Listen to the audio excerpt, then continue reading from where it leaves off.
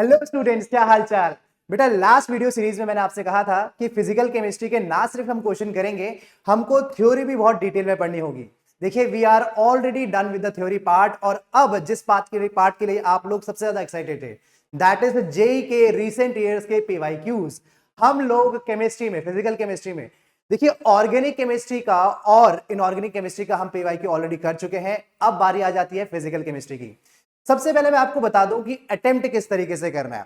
फटाफट से आप इस सीरीज में, जैसे ही आपकी सीरीज स्टार्ट होती है, जैसे ही हम ट्यूसडे को 31 March that is some basic concept और सॉल्यूशन का पीवाईक्यू करना स्टार्ट करेंगे, आप क्या करेंगे, क्वेश्चन देखेंगे, वीडियो पॉज करेंगे और फिर सवाल को बनाना स्टार्ट करेंगे और मेरे साथ ही क्वेश्चन करते रहेंगे।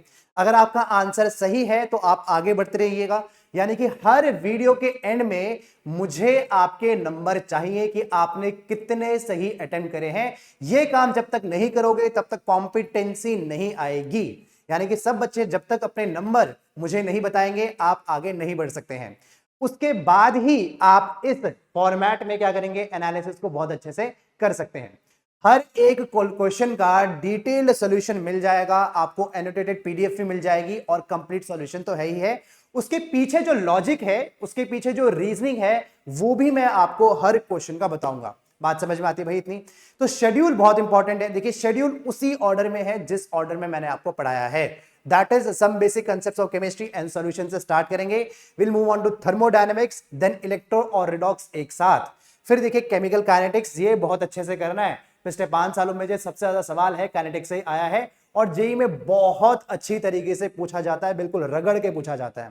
फिर देखिए बात आई इक्विलिब्रियम की। इक्विलिब्रियम जेई के लेवल के हिसाब से थोड़ा इजी पूछा जाता है, तो हमारे लिए बिल्कुल अप्रोप्रिएट वो हो जाता है, ठीक बात है। फिर इसको खत्म करेंगे कहां से, कहां पे, स्ट्रक्चर ऑफ एटम पे हम ये सीरीज को खत्म कर देंगे।